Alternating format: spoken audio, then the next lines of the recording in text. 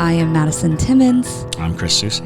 And we're paranormal specialists who live in the most haunted city on earth, Savannah, Georgia. Every day is Halloween in our line of work, so join us as we spin true tales of haunts, murders, and disturbing Savannah history.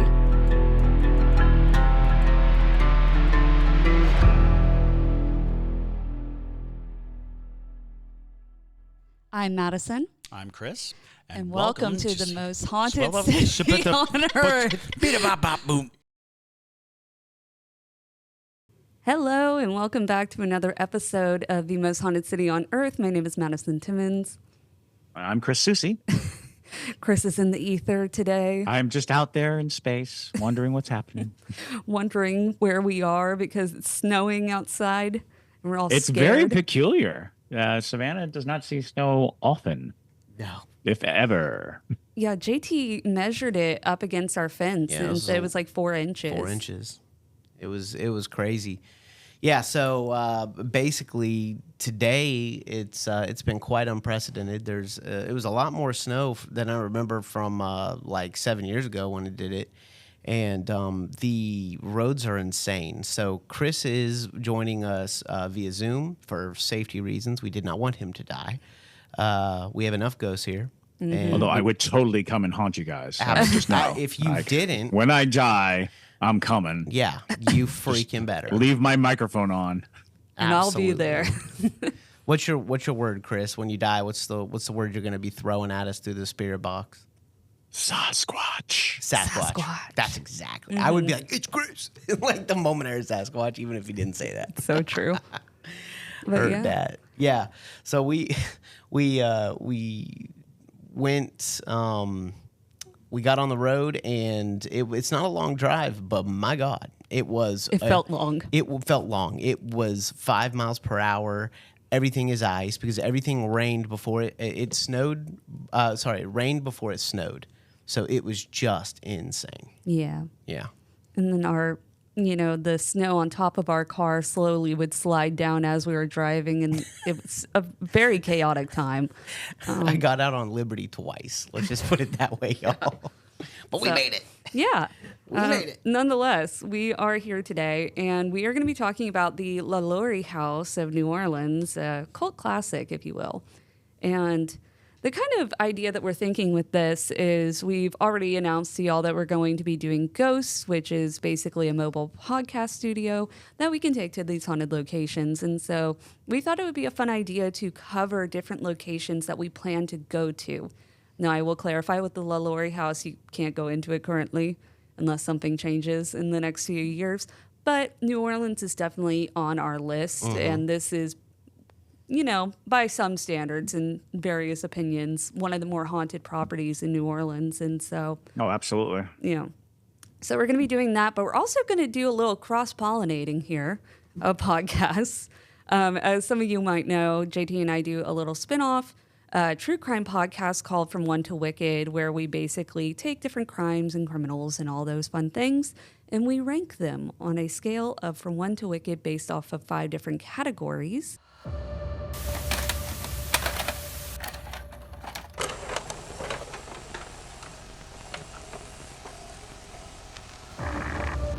I'm Madison Timmons. And I'm JT Timmons. And we're the co-creators of the hit podcast, The Most Haunted City on Earth. Look, we love ghosts, but we also love true crime. So we here at Haunted City Studios decided to create From One to Wicked. A true crime podcast with a killer twist. We'll investigate, Discuss then rate, the most brutal and devious crimes and the monsters who commit them. on a scale from 1 to wicked. So sit back and kill some time with us.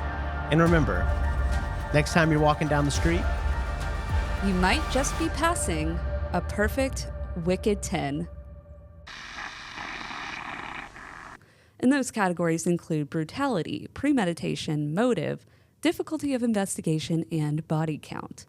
And so that is what we're going to be doing today, because not only is this a ghost story, it definitely has elements of true crime to it, which we felt like would be a fun idea to be doing. So I Let's know. do it. And this is diet true crime, by the way. If you want the really gory stuff, unfiltered, go check out From One to Wicked. But let's get into it. All right.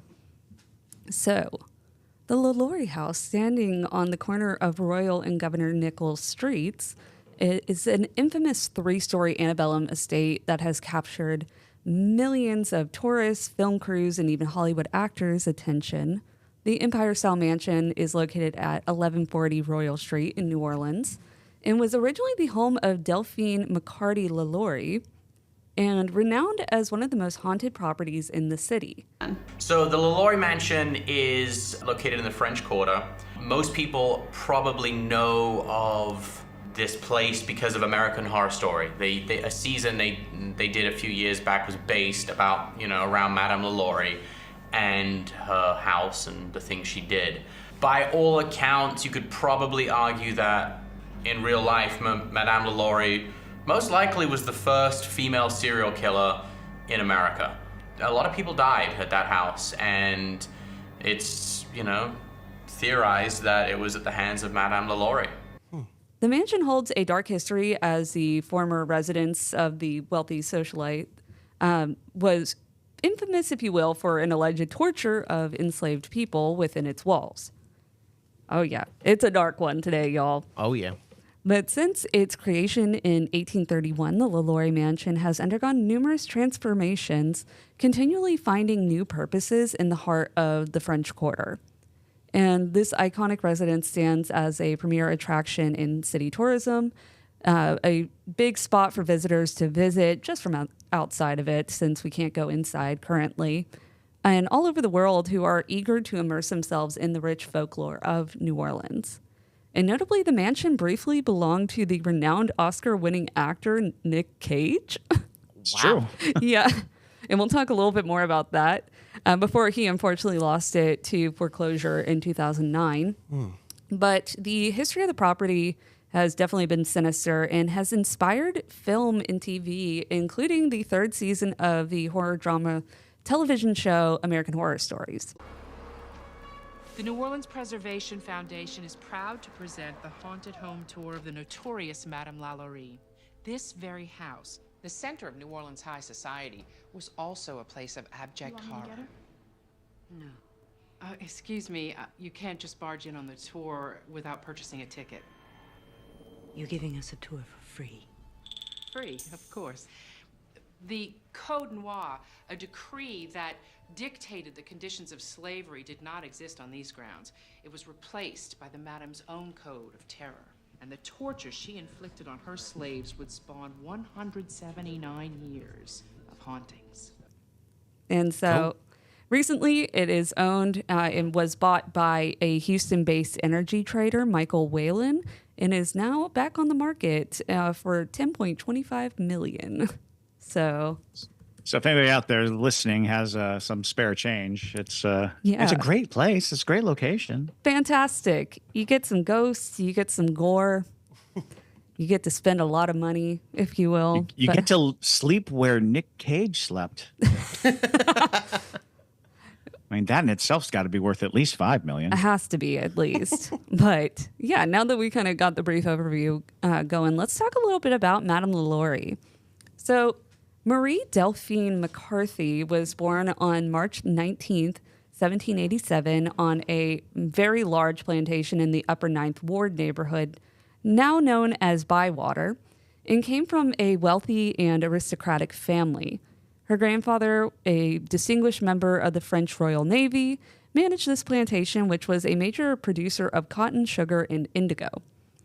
And so before she became the infamous Madame, her first marriage was to a man named Raymond Lopez y Angula de la Candelaria, and the intendant of Louisiana. And she was barely 14 years old when Lopez y Angula was well into his 30s when they got married. So after first being fired and returning to Spain for failing to obtain permission from the Spanish courts to marry her, Lopez and Marie returned to New Orleans in 1802. It was reported that he had passed away in Havana, and while some believe she murdered him, that appears not very likely. There's really no documentation for that. I think it's just a fun story because she had murderous antics. So the report mentioned that their ship ran aground and he succumbed to complications arising from a heart attack. So just a bad circumstance all around. But Marie returned to New Orleans and remarried twice and eventually had 7 children. She married Jean Blanc, a French merchant and slave trader who, shortly after Lopez's death, collaborated with the renowned pirate Jean Lafitte. And so Marie's mother passed away a few months before their wedding, and in today's money, her inheritance and subsequent wedding gifts from her father, which included property and slaves, would amount to over $2 million. So they were rich back then. But after his death in 1815, her husband's death, the second one, likely due to excessive time spent at the renowned and nearby Lafitte's blacksmith bar, she remarried in 1828 to Leonard Louis Nicholas LaLaurie. And say that 5 times fast. Boy, these people gotta trim down these names a little bit for my sake, but nonetheless. So she married for the 3rd time to LaLaurie, and he was a physician who was also half her age. So she was like Una reverse this time. Madame Delphine McCarthy LaLaurie became a wealthy New Orleans socialite and notorious enslaver and resided in a neoclassical mansion at the intersection of Royal and Governor Nichols Streets with her 3rd husband, Dr. Leonard Louis Nichols LaLaurie. Now, when Louis LaLaurie arrived in New Orleans in 1825, he was a medical upstart eager to establish himself in a city that really needed some medical expertise, so he came at a good time. Specializing in an outdated form of chiropractic medicine, he set out to make a name for himself and was soon introduced to Madame Blanc through her ailing daughter. Letters from LaLaurie to his family in Villeneuve, France, I guess is more likely how that's pronounced, described treating Mademoiselle Blanc, the hunchbacked young lady. So apparently she was uggo also. So not only was she mean, she was hunchbacked apparently. Similar letters from LaLaurie's father encouraged the young doctor, only 23, to nestle himself into the life of the wealthy, established in nearly 40 years old, Madame Marie Delphine Blanc. The two fell in love and had their first child, Jean-Louis LaLaurie, in August of 1827, and by January 1828, they were married. So at the time of their marriage, the newlywed Louis LaLaurie had only a modest $2,000 to his name and a mere pittance compared to Marie Delphine's vast wealth. And so this peculiar relationship generated unsettling tensions for the unfortunate residents residing near the couple. And Jean Bose, a manager of the neighboring Henry de Guillaume plantation, penned a series of letters to his boss detailing their tumultuous relationship. So I guess he was the town gossip of the neighborhood. Their relationship was characterized by frequent fights, separations, and eventual reconciliations, and the cycle persisted until their bitter end. And so in 1831, Madame Marie Delphine LaLaurie acquired 2 plots of land on 1140 Royal Street from Edward Dufaust in the French Quarter. These plots had previously belonged to the Ursuline nuns, and while she hosted many lavish parties at her mansion over the years, disturbing reports surfaced about her appalling mistreatment of enslaved people. And that's when things start to turn for her. And she starts to get into some legal troubles. So Marie Delphine LaLaurie was brought to court 3 times before she gained international notoriety for her crimes against her slaves. Louisiana had been adhering to Code Noir since the first slave ship arrived in 1719, and beyond the obvious practice of imprisonment, the law prohibited abuse and cruelty towards enslaved individuals. However, the madam's lingering inhibitions remained unheeded. The same letters from Jean Bose to Henry de Guillaume recounted an incident in 1828 when authorities finally arrived at their home and seized their slaves in a state of bloodshed. Wow. In 1829, Bose, a former pirate in Jean Lafitte's crew, wrote to his boss about the indulgent jury that had acquitted LaLaurie of similar charges. You know, money talks. That's more than likely how that went down. Yeah. But oh, absolutely. In 1832, Bose continued his critique, detailing how the abusive madam had simply bribed her way out of court. Records of these court cases have mysteriously disappeared, with some speculating that her descendants, who sought to clear her name many decades later, were responsible for their banishment. Oh, yeah, I bet they burned them bad boys. Oh, 100%. But historian Carolyn Marrow Long, and also the author of Madame LaLaurie, Mistress of the Haunted House, suggests that Madame LaLaurie was first investigated in 1829 for those cruelties towards enslaved people. And a document dated 1829, signed by John Randolph Grimes, LaLaurie's neighbor and highly esteemed lawyer in New Orleans, serves as the only legal evidence of the heinous acts committed by the infamous Madame LaLaurie. And so the document states, received as Madame LaLaurie $300 for my fee in defending the prosecution of the state against her in the criminal court. Although court records related to this investigation have not been discovered, there is evidence indicating that Madame LaLaurie compensated for legal services and sold several enslaved individuals after the investigation. And Louis and Marie in 1832 took a small step towards an entire divorce by filing for a separation of room and board. However, despite their tumultuous relationship, they maintained appearances by hosting extravagant parties. Despite this reputation that they had accrued, many still yearned for an invitation to their home. And Madame LaLaurie is believed to have tortured, mutilated, and murdered an estimated total of 57 of her slaves in New Orleans during the early 19th century. Whoa. But people still wanted to get to that party, so Jeez. It's just wild. She's like a full-blown serial killer. She really is. She really is. Oh my God. And really where that came to light was the fire.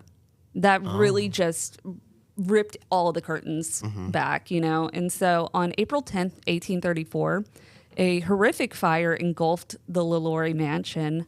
And as the flames went on, a group of onlookers gathered outside the burning building, because what else was there to do in 1834 but be nosy?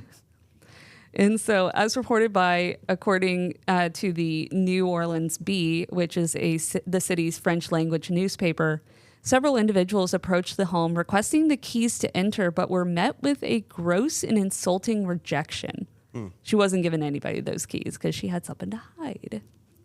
The nameless reporter of this story failed to specify whether it was LaLaurie or her husband who stubbornly refused to relinquish the keys, but Judge Jacques-Francois Connage, a close friend of the LaLauries, was among the first responders to the fire and promptly recognized that the bondspeople were still trapped inside, which is just kind of a weird way to describe your enslaved people is bondspeople, but, you know, nonetheless. Bondspeople. The so bondspeople. Like, why would they? Because they were property. Because and they so were, it's a bond? Yeah, so I'm assuming wow. you could probably post, you know, their, you know, your title to them as bond. It's more than likely what that means, but I've never heard anybody describe it as that. But nonetheless, so he demanded that Louis LaLaurie remove his slaves from the fire. However, Dr. LaLaurie's response was rather curt. And the direct quote is, "There are those who would be better employed if they would attend to their own affairs instead of officially intermeddling with the concerns of other people." So that is the ritzy old way of saying, mind your business. So meanwhile, many noticed that the madam was growing increasingly anxious as the flames drew closer to their second-story outhouse in the service quarters. Judge Connage had no idea what awaited him when he summoned anyone willing to rescue the enslaved people still trapped within the house. Many neighbors were either aware or suspicious that the upper floor was being used as a prison of sorts, and some alleged that she would invite special guests to witness their torture chamber during parties.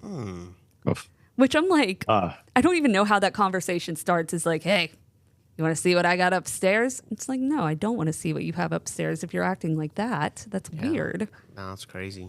There's a lot of ice breaking going on, a lot of small talk, you know. Oh, it's absolutely. Like, you know, When the you know, brandy... I've cut my finger. Blood doesn't disturb you, does it? Okay. When the brandy starts getting to them, then they're feeling a little bit more frisky. But yes, so some alleged that she would invite these people up during parties, while others claimed that she would beat her daughters if they were caught feeding her victims. Oh my God. However, the truth would soon be revealed, if you will. Firefighters made a chilling discovery inside: 7 slaves horribly mutilated, trapped in the burning building. The Bee went on to condemn the barbarous and fiendish atrocities committed by LaLaurie against her enslaved victims. And the firefighters bravely rescued these people and brought them to the Cabildo, the city jail, if you will, to be treated for their wounds. Upon entering the house, they were horrified to witness these slaves, or so it seemed, in a state of extreme mutilation, suspended by their neck, with their limbs apparently torn and stretched from one extremity to the other, as the reporter recounted. Oh, I didn't know it was like this now. Oh, it's like this. It's bad. I didn't know it was like this. I was like, that reminds me of The Wife of Bathory. Yes, it definitely does feel that way. That's But crazy. I know. It is. And honestly, I'm so glad that somebody documented it, because otherwise... Yeah, they were mean, trying to cover it up. Exactly. And the story added that the victims had been merely kept in existence to prolong their sufferings and to make them taste all that the most refined cruelty could inflict. And there are numerous legends surrounding the mutilated bodies that were discovered amidst the engulfment of the LaLaurie Mansion. Stories about a woman whose body was twisted into the shape of a crab. What? That's how it was written, that it was described to look like a crab. So God. So like her legs are right like behind her head, maybe off to the side. And well, there are certain torture devices that, you know, reorganize the body by breaking limbs, and you know, various forms of the rack will change the shape of the body. So yeah, humans suck.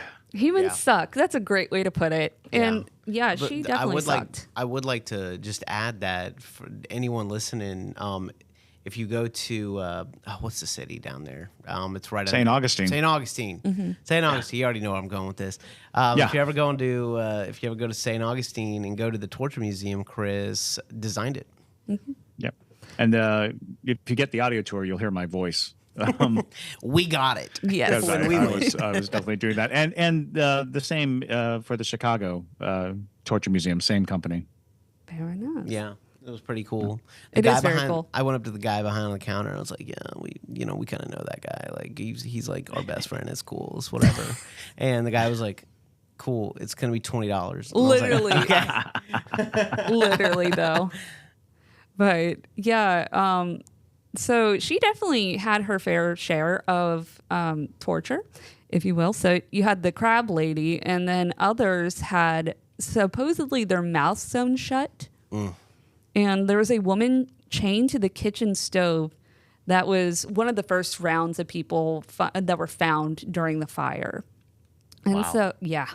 Upon being discovered, the elderly woman declared in broken French that she had started the fire as an alternative to being sent to the outhouse. So I think she was trying to, like, you know, be like, hey, we're up here, like, help us. No, you know? I mean, that's super smart. And honestly, like, you know, last ditch effort. That's brutal. I mean, no one needs to ever go through something like that. That's crazy. Right. And then supposedly 2 bodies were sticking out of the ground beneath where the search party was. Wow. And so one man had a large hole in his head, his body covered from head to toe with scars and filled with worms. So she like put them under the floorboards when she was done. Good Lord. Yeah. And many were chained up with large spiked collars and suspended by the neck with their limbs, like we said earlier, stretched out and torn from one extremity to the other. Mutilated corpses were found scattered around them. Many newspapers refrained from delving deeper into the atrocities committed by the LaLauries, probably because they were the elite, but nonetheless. Now, There was kind of an air of mystery to all of this, though, because of Dr. LaLaurie's medical expertise and knowledge of human anatomy. So a lot of people started thinking that she would torture them, and when they were too far gone, he would mutilate them, essentially. Wow. But there's not really hard evidence of that. That's just kind of the local It's like the like Nazi death camp doctor mutilation thing. Yeah. Dr. Mengele. Yes, that's who. Yep. And so some other rumors of LaLaurie Mansion victims included a man with a stick shoved into his brain, a woman where she was nailed to the floor through her intestines, and that there were buckets of mutilated genitalia. Yeah, she's really awful. Like, she's really heinous. This is like demonic. Right. This is not even a person. No, she's an entity. Truly. This is like pure sadism. Mm-hmm. Like, what? I know. It really is. It really is just like I didn't know mind-boggling. about this. This is crazy. And so as news of the LaLaurie's heinous acts came to light, the residents of New Orleans were filled with outrage, as you would imagine. And so according to the Bee, a massive crowd of approximately 4,000 people gathered at the city jail. In a display of collective anger, the neighbors ransacked the LaLaurie's mansion. Wow. And by the end of April 12th, the mansion was reduced to a crumbled pile of bricks with all of their expensive personal belongings smashed to pieces. Okay. So you know it's bad when, like, in the deep South in that time, people were pissed off about how the slaves were being treated. That was bad. Yeah, exactly. Wow. And tensions rose to incredible amounts as Madame LaLaurie and 4 of her children escaped the charred home through the carriage entrance. And LaLaurie's favorite servant, Bastine, guided their getaway carriage past the enraged mob. And he swiftly took them up Bayou Road to Lake Pontchartrain. And from there, they embarked on a journey to Mobile, New York, and eventually to Paris. And despite his efforts, Bastine was never freed from his servitude. And so it is widely acknowledged that he was favored to act as a spy among the enslaved people. And investigations into the home after the fire revealed multiple graves in the courtyard containing the remains of her victims. And so even later renovations uncovered skeletons beneath the floorboards. Stop. Yo, I know. Wonder everyone talks about this. It emanates. Oh yeah, no, you know. it's awful. like Just the worst I think I've heard. It really is, and that's I think why the story has lasted so long. Yeah. You know, because that level of torment and cruelty, I feel like, doesn't leave a home in that way. Yeah, Applejack said, commented, "I'm just wondering how no one noticed." And I'm like over here thinking the same thing. Like, with all the screams and all of that, like how did people not notice that? I think so. Like, it's said that some people knew and some people had their suspicions. But it's even like this today. You know, when wealthy elites do heinous things, a lot of times people will turn a blind eye to it. You know, because they are afraid of that person who has power and they don't want to be outcast or shunned from society for vocalizing against something that they might not have hard evidence against. Yeah. Or maybe they just didn't have a great enough conscience to think it was wrong at the time. There probably was a level of abuse that was acceptable, and they were not thinking that she had exceeded that level of abuse. Right. You know, it's so bizarre to have like you said, a moment at which this atrocious and horrifying practice of slavery has this, groundswell of, hey, you can't treat them like that. It's like, right. The slavery is pretty bad. The slavery on its own, very, very bad. So, to think that there are people who are like, well, that's too far. That says a lot. That speaks volumes. It really does. Now, Alex is a longtime Parajunkie, a native of NOLA, and I got a question. She's on the live chat right now, but I know you've been by it. Do you ever feel anything or get anything from it? Just just even walking by it or looking at it or being near that level of atrocity, Right. or past atrocity, I'd say. Because when I went to, the most evil place I've ever been is Dachau, and I'm not very sensitive at all. And it just was the worst feeling being there. It was just terrifying. I mean, how could you not feel horrible being Yeah. there? But yeah, Alex, let us know.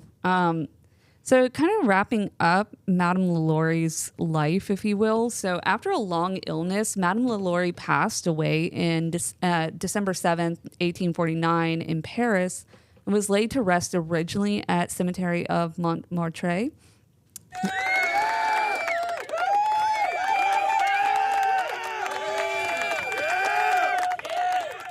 I wasn't expecting that to happen, and that jarred me so bad. Chris, I don't know if you What heard happened? that. No, Chris probably didn't. It was applause. I don't know what happened. I struck an applause because she died. Oh, And it just burst into my eardrums, and I was sure. not prepared for that whatsoever. But yeah, applaud. Yeah. Now, in 1851, though, her children honored her final wish, like that woman deserved any level of a final wish, by exhuming her remains and returning them to New Orleans.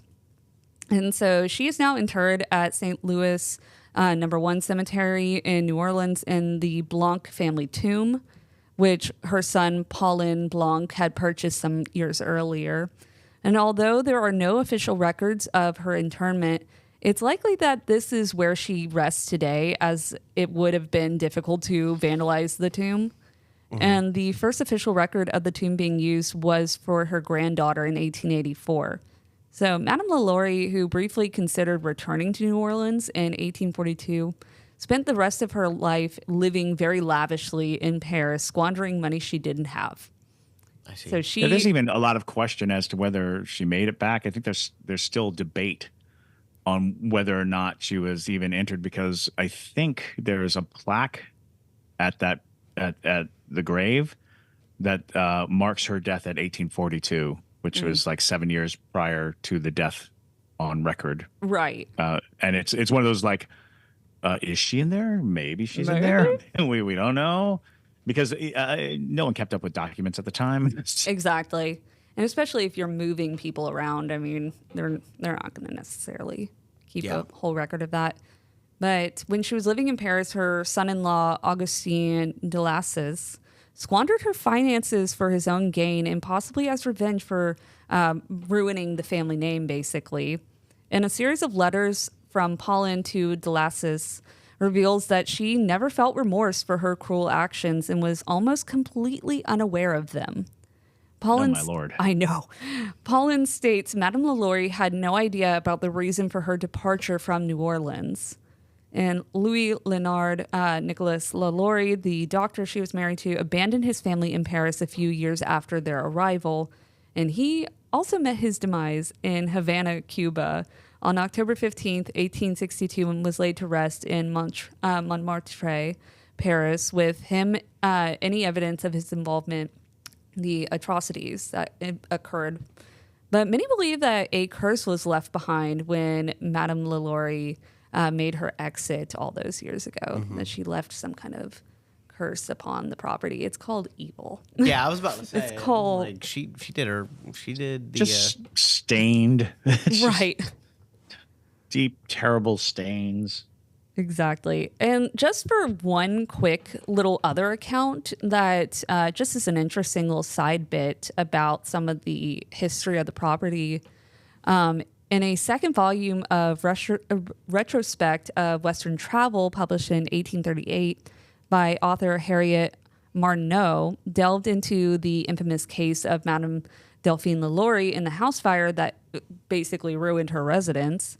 And during her visit to New Orleans, Martineau encountered unnamed sources who expressed their suspicions about LaLaurie's treatment of her slaves. However, these locals refrained from further questioning her due to her outward appearance of charm, hospitality, and general perception of her as a perfect goodness, like every serial killer. Yeah, exactly. But Marneau mentioned that a neighbor whose identity was not disclosed witnessed LaLaurie wielding a whip as she allegedly pursued a child outside their house until they reached the highest point of the estate. Wow. And the neighbor covered her eyes just before the girl plummeted from the top of the house. After the child landed, Marneau described the scene as if every bone in her body was broken. I know. The book mentioned that the child's body was buried at the corner of the yard, and little did she know she might have witnessed the murder of Leah, who is supposedly the most prominent spirit on the property. Oh, okay. And regarding the 1884 fire, Marneau claimed that a slave tied to the stove ignited the blaze after uttering these chilling words, "They had better all be burned together than lead such a life."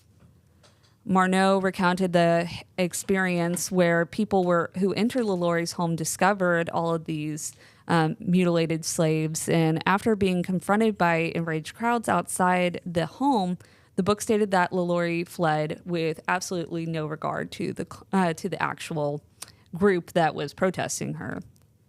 But now that all of that lovely, gruesome story is done, let's talk a little bit about the hauntings of the property. So, George Washington Cable, a prominent Southern writer of the 19th century, coined the term haunted mansion to refer to the mansion in his 1881 novelette, Madame Delphine. This concept was later incorporated into his collection of short stories titled Strange True Stories of Louisiana. Over the years, the house gained a reputation for being both cursed and haunted, and it laid in ruins for about 4 years. Many people avoided it by walking on the other side of the street, and most people still do today. And so... Really? Yeah. Wow. People don't want to walk by that, and I don't blame them. And so there is also a rumor that a curse will follow anyone who even dares to touch the property. And there is, different experiences of phantom smells of rotting flesh, apparitions of enslaved people in chains, the spirit of a little girl named Leah, who we'll talk about in just a second, phantom hands choking people outside of the house. Wow. And some believe that the curse also will fall upon anyone who owns the house. And so, since LaLaurie fled town in 1834, the mansion had undergone various transformations. It had served as a private residence, a school, a music conservatory, low-income housing, a furniture store, and even a bar. Wow. And however, none of these ventures lasted long, which is interesting, succumbing to the reasons such as scandal, theft, even racism, giving rise to the infamous curse of the LaLaurie Mansion. And photos of the LaLaurie Mansion have captured different faces in the windows, orbs floating around the balcony, and some visitors have reported experiencing physical sickness while outside of the house. For instance, a woman and her daughter visited New Orleans and took 2 different ghost tours. On both occasions, the daughter felt unwell while standing across the street from the home. Crazy. And so a little bit about Leah, and there's not a ton on Leah, and I think it's mostly because of the fact that the home hasn't been investigated very much because it's been off limits to the public for so long. But one morning in 1833, after one of these extravagant parties that the LaLauries would have, the abusive tendencies of Madame LaLaurie were exposed to the neighborhood when an 8-year-old enslaved girl tragically fell from the roof of the LaLaurie Mansion and met her demise. Madame LaLaurie, in a fit of rage, followed closely behind the girl with a whip. The girl, combing the Madame's elegant hair, caught a snag and enraged the woman to make her... Just think about that. Yeah. She's combing this woman's hair, and that was enough for her to be like, I need to chase this girl and beat her to death. Yeah. You know? I mean, she's like satanic. Yeah. Like, that's not surprising at all. It's not. But yeah, so LaLaurie would chase the little girl around the house, whipping her mercilessly.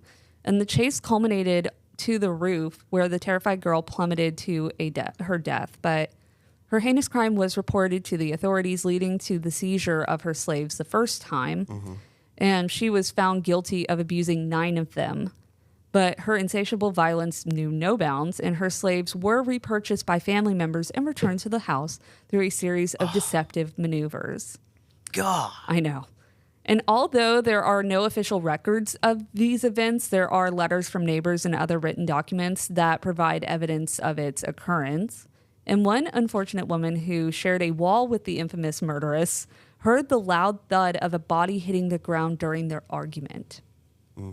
And another witness even saw a grave being dug in the courtyard around the alleged time of Leah's death. And city records also reveal that one of LaLaurie's teenage female slaves passed away around this time due to unknown causes. This incident marked the most shocking display of abuse witnessed in the LaLaurie household to the neighborhood at that point. Okay. But yes, so some of the experiences people have that are associated with Leah, neighbors report hearing terrible moans emanating from the ruins of the abandoned mansion before, almost immediately after the fires broke out.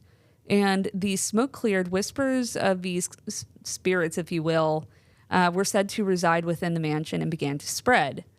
Her son-in-law, Placide Forstall, who was married to her first daughter, Marie Borgia Borquita Delphine Lopez y Angola de la Candelaria, Wow. absolved her. Bless you. I know.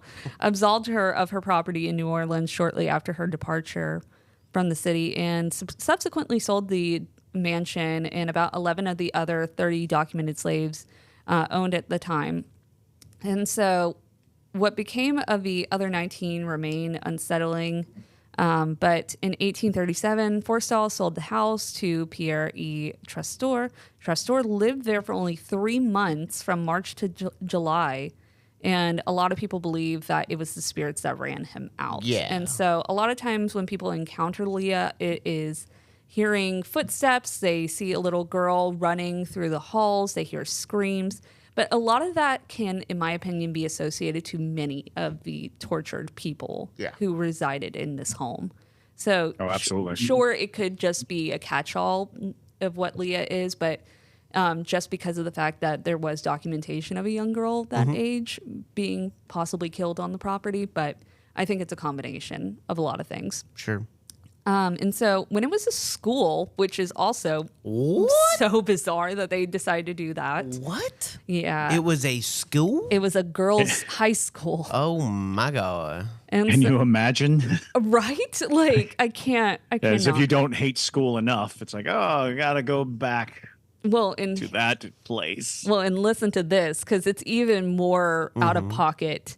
So during the Reconstruction, the Lower Girls High School, one of the pioneering integrated schools in New Orleans, faced a significant challenge on December 14th, 1874. The irony was not lost on the students as the curse, a legacy of racism, reared its ugly head alongside its old counterpart. The anti-integration group called the White Leaguers forcibly expelled black students from schools across New Orleans through well-organized violence. And the LaLaurie Mansion School was one of the first to be targeted and was part of a larger series of racial riots that engulfed the city. Shortly after reopening as an all-black girls' school, it managed to stay open for only a year. And in the early 1800s, an English teacher established a music and dancing conservatory at the mansion. However, his improper conduct with some of his students soon caught the attention of a local newspaper, leading to his downfall. The following day, the school closed due to a lack of students and funding. I see. So that's just really weird on the city for allowing that, knowing the history of the property, for opening a black children's school. It just feels kind of icky, in my opinion. But it is interesting to note, though, at least on the side of the theory of there being some sort of curse, that's why these places are, shutting down quickly, or it's attracting almost evil people as well. Sure.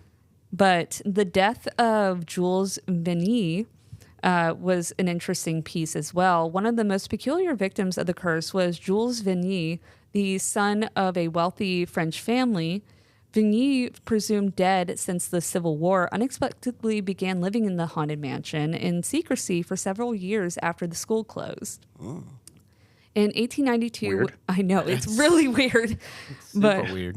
I mean, listen, sometimes you just want to hang out in a creepy mansion. But Right. in 1892, though, when I'm sure the rent is really low. right, exactly. But in 1892, when Barthélemy Bubé owned the mansion, Vigny was discovered dead in a tattered cot deep within its recesses. And Wow. yeah, an avid antique collector, his expensive treasures remained hidden from those who walked outside the home. And a few $100s were found on his body, while $10,000 were concealed in his mattress. So he had money. He just wanted to live in this dilapidated, creepy, haunted mansion, I guess. He may have known something. He might have been after something specific, Right. like Yeah, maybe. experience-wise, or because obviously he could have left. He just was bound and determined to stay. And it killed him. Maybe Delphine had her claws in him. And very likely. She seems to have a penchant for turning people evil. But however, it was evident that whoever or whatever killed him was not interested in his wealth. Rumors of the hidden treasure concealed within the walls of the LaLaurie mansion circulated, but no one dared to venture inside. If that tells you anything about how afraid people are of this house, they're like, I don't There's care. gold in the walls, but it's haunted. They're like, that's fine, I'll pass. But also, the LaLaurie Mansion was the first haunted house in America called the Haunted Saloon. And when I say like haunted house, we're not talking about like real ghosts. We're talking about like Halloween Horror Nights haunted house, which is just weird in itself. But yeah, and we'll send it to JT, but there's like a little newspaper clipping of the advertisement for the Haunted Saloon. Wow. Yeah. And when was that again? This was in the between the late 19th and early 20th century. Okay. And so, yeah, it's just crazy. What a weird place. It's a really weird place. And so when it got caught on fire, was it you said that it was reduced to rubble, and Yeah. then they built it back up. They did. And like the exact same, like exactly how it was. Yes, they completely restored Well, it. actually, I think the fire only destroyed like a portion of it. It's when that mob of 4,000 showed up. Right. Oh. And They just showed finished up it off. and they reduced it to rubble in their outrage. Yeah. Okay. As it should have been left. But nonetheless. Right. And the weird thing is that they rebuilt it. And the weird thing is that they're like, we'll rebuild it to its former glory. And that very well could have been the family too, because Oh, I'm sure it was. yeah. But when it was acting as a haunted house, it was during the time when a wave of Sicilian immigrants settled in New Orleans, and the French Quarter underwent a transformation, becoming known as Little Palermo, and large buildings such as the LaLaurie Mansion were demolished and rebuilt as tenements. And so Fortunato Greco in 1893 purchased and renovated the house to offer these newcomers with affordable yet cramped living quarters. However, he soon started observing the large crowds gathering around the newly painted red doors and windows on the street, and these noisy onlookers weren't there to admire the cheaply renovated 40 rooms or gawk at the shattered crystal ball in the window. They were there for the same reasons we are today. And so, of course, Greco was seeing dollar signs at this point. He's like, I can monetize on the attraction to this home. And so he opened the Haunted Saloon on the first floor, charging a mere 10 cents per entry. Hoping to attract potential buyers, Greco embarked on a series of renovations. However, his efforts only revealed the dark secrets hidden beneath the mansion's floorboards, exposing the disturbing legacy of Madame LaLaurie. So despite the upgrades, the converted mansion proved to be an unsuitable living environment for any tenant, with many experiencing terrifying encounters. One woman awoke in the middle of the night to a chilling sight, a woman dressed in luxurious 1800s attire hovering menacingly over her child. And another man was startled by the sounds of an enslaved person wrapped in chains yelling in his face. Moans of torment were also frequently heard emanating from the attic. And after serving as the haunted saloon from 1893 to 1916, the latter as a furniture store owned by Marcel Krauss from 1920 to 1923, the LaLaurie Mansion finally ceased to be used as a public space. And then it was transformed into the Warrington House, which was a shelter for homeless men from 1921 to 1932. So they're like, nobody should be in this place, but yet let's put the homeless men in this creepy house. Yeah. That seems fitting. It's just a weird, very weird choices to make for this place. But there is a little bit of a timeline that will include the different owners through the years who owned the property. And so over the years, the LaLaurie Mansion has been known by various names, including the Haunted Mansion, the Haunted House, and the Warrington House. Today, though, it is owned by Michael Whalen, and he is, like I said at the beginning, a Houstonian, and he's an energy trader and senior U.S. Department of Transportation advisor. And Whalen rarely stays at the mansion, preferring to come on holidays, and he often invites only lucky friends to stay the weekend. Wow. And since its purchase, the LaLaurie Mansion has been strictly closed to the public. And so, now it is worth noting that while many owners, such as Dr. Harry Russell Albright, reported no paranormal activity, many seemingly fell under the curse. Frank Occupants, a cousin of the renowned New Orleans mob boss Carlo Marcello, found himself entangled in a federal loan scandal in 1974. And Dr. Harry Russell Albright, the skeptic, met with a tragic end in January 2005. A seemingly innocent gesture at the renowned French Quarter restaurant Galatoire's turned into a physical altercation. Albright, in a moment of jest, threw a mint onto the table of 28-year-old Tony Krem, a visiting Texas businessman, and this unexpected gift was met with hostility. Krem followed Albright onto Bourbon Street, escalating the situation by pushing the 69-year-old retired radiologist. Albright sustained a head injury, fell into a coma for 3 weeks, and required special medical care for the rest of his life. Wow. And Lord. I know. And so these isolated incidents raise questions about whether these were just mere coincidences or part of something more sinister and supernatural, like the curse. Exactly. Curse. So Ashley commented, said, I saw an article saying the mansion has been bought by the same company that owns the Lizzie Borden house. I've heard that Yeah, rumor too. I recently heard that as well. Yeah. Yeah. Which I think would be interesting and would really open it up for people to, actually go and witness the property and spend a little bit of time there. It by far has the most potential because it has never been investigated. Right. I completely agree. And just to kind of finish it up a little bit, here's some thoughts on the property from Nick Cage and from Whalen. So Cage and Whalen are the most recent owners of the LaLaurie Mansion. In a 2014 interview with Vanity Fair, Cage revealed that he had purchased the house in 2007 with the intention of writing an American horror novel there. However, he did not make any significant progress on this book. So... in an interview with the Wall Street Journal, Whalen didn't share any experiences related to the home being haunted. He stated, though, I'm Catholic and such things don't scare me, which is a very Catholic thing to say. But the Journal also mentioned that when Whalen moved in, he had the LaLaurie Mansion blessed by a priest. Oh, wow. So apparently Precautionary. Right, precautionary. They don't scare him, but just to make sure. So... it's like, I already got it taken care of. Exactly. Michael Got the Whalen... exterminators in. I got the exorcists in. Everything's fine. Don't Everything's covered. Yeah, we'll make sure it's marked that way. But Michael Whalen had the house renovated, though, in 2013 by fellow Houstonian and local New Orleans Katie Stassi Scott. And she mentioned feeling spooked on the second floor where the torture room was allegedly located. But neither she nor Whalen ever claimed to have witnessed anything. However, those who currently care for the house in Whalen's absence share a different account. Housekeeper Carol Williams has reported strange occurrences in the LaLaurie Mansion, including indented body shapes in mattresses that haven't been slept in for months. She also, Ugh. I know, which is so creepy. I can't even imagine coming in to like, freshen up a house before somebody comes in and you're like, who's been laying here?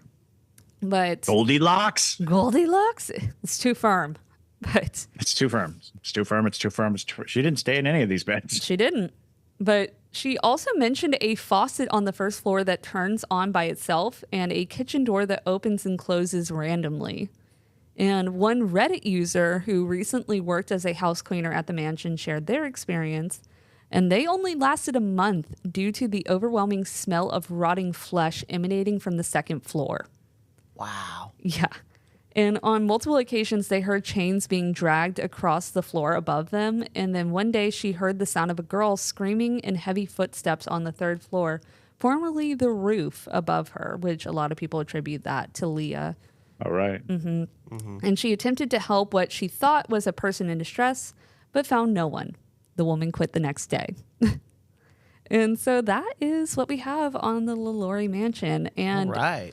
hopefully one day we will get to investigate this property and maybe we'll be able to get some more information on it because a lot of it's such folklore nowadays, Yeah.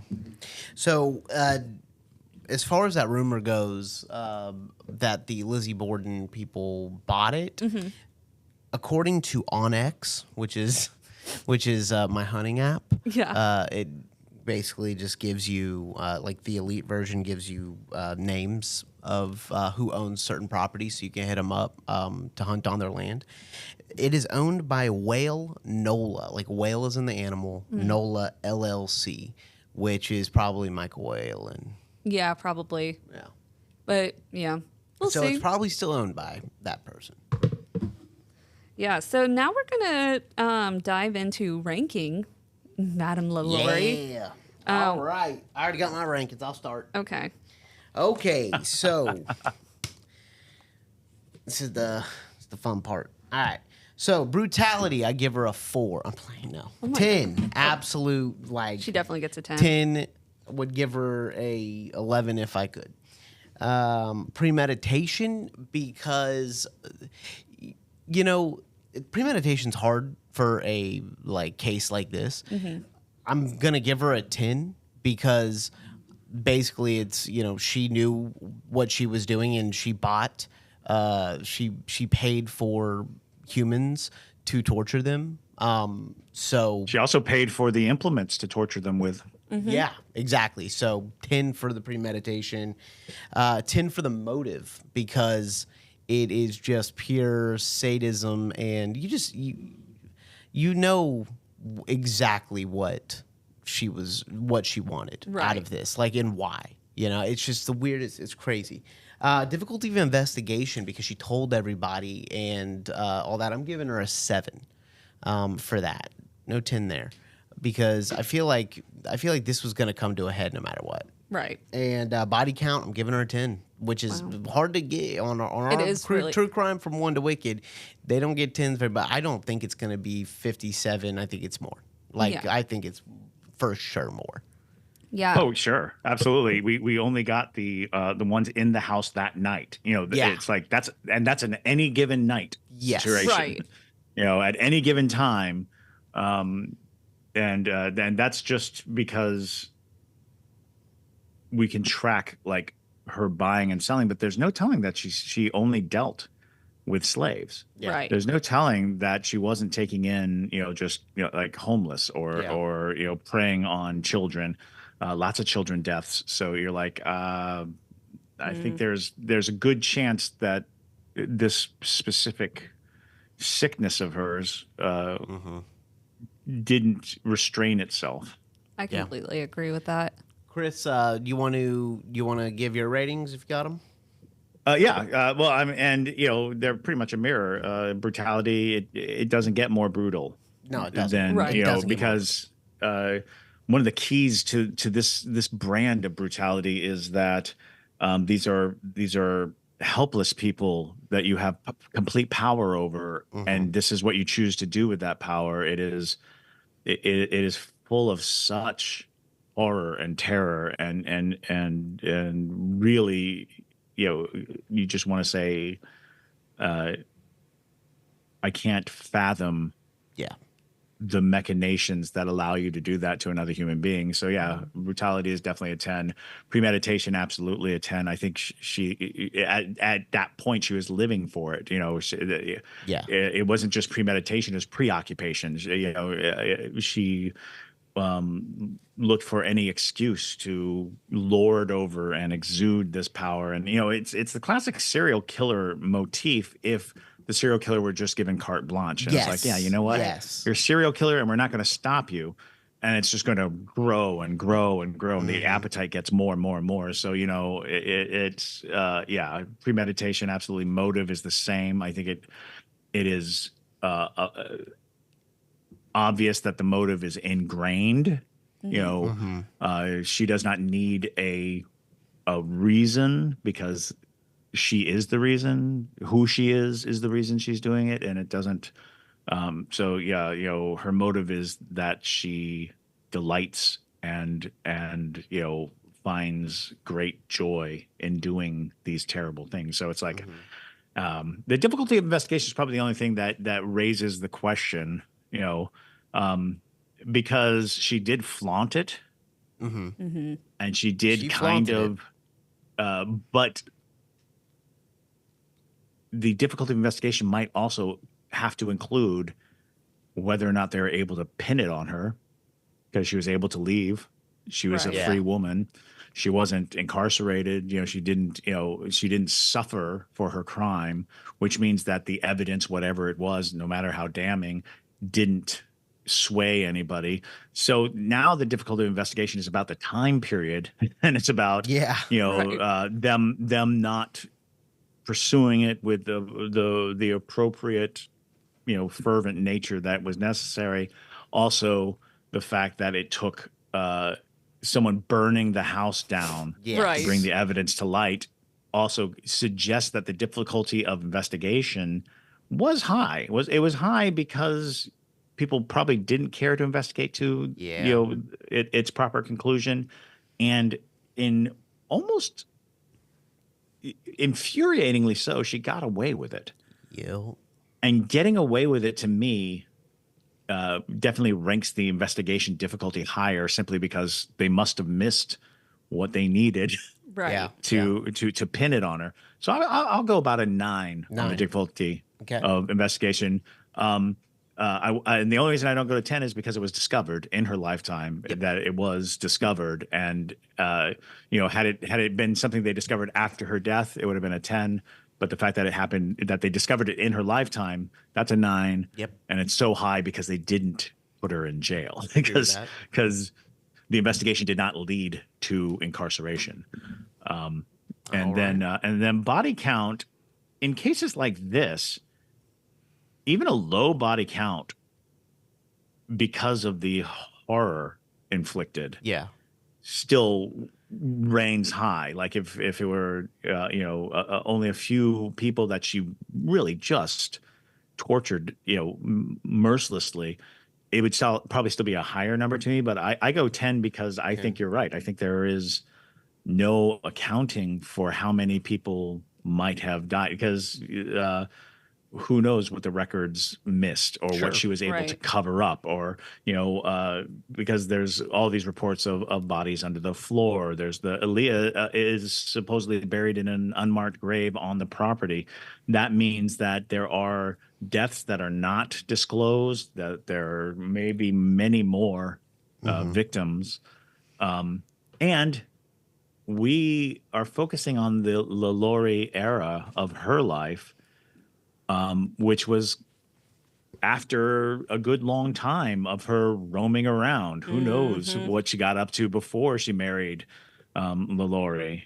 Who knows what, because being wealthy and being in, you know, the deep South, or just kind of like access to a ruralized community, you can get up to some real mischief with a coin. You know, you could do some real horrible damage. And there was even speculation that she may have killed like one of her earlier husbands. And it's like, even that notion, the fact that it could exist, suggests that, yeah, well, you know, she could have killed a lot of people before she even, you know, moved into her death mansion. So, yeah, That's exactly it.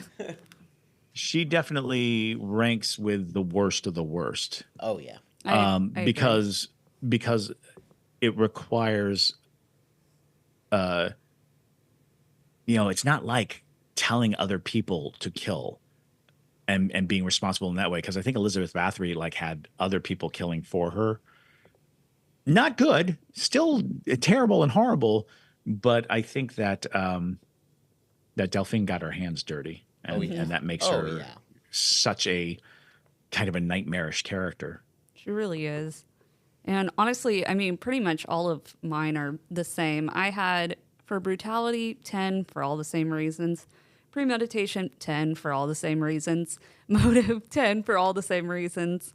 Difficulty of investigation, I gave her an 8 because I do think that if the house hadn't caught fire, she would have continued for a long time. Yeah. And that was the only misstep. That's So fair. that's That's definitely higher.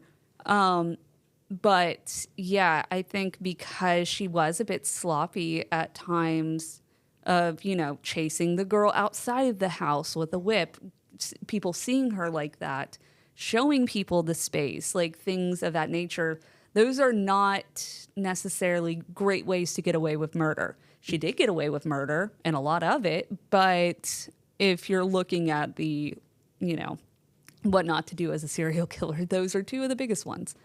Don't let people see you and don't show people your work, which I know is a gross way to describe it, but that's how they see it. Yep. And then with body count, I gave it a 9, just because there is the variable of we don't know how many there is. So just based off of the 57 that we assume are accounted for, I feel like a 9 is very justifiable. No, yeah, absolutely. And then anything else, obviously, like I always say on the other one, just one person's life is a 10. But if we're absolutely. But if we're looking at it on this scale, we can't always give people a 10 because there are some killers that we rank that are up into the 200 range documented. Yeah. And so we have to leave a little bit of wiggle room there for people who are heinously, just massacring people. But she is a monster. She was a walking monster. And I can only imagine what those walls had seen. So she ranks a 9.53. That is the highest from 1 to Wicked we've ever had. It is. That is the highest from 1 to Wicked we've ever had. And that feels accurate. That's nuts. Yeah, she deserves it. But yes, so thank y'all so much for listening to today's episode. We hope you enjoy. Go listen to something more lighthearted after this. But with that, though, my name is Madison Timmons. I'm Chris Susi. And stay spooky, y'all.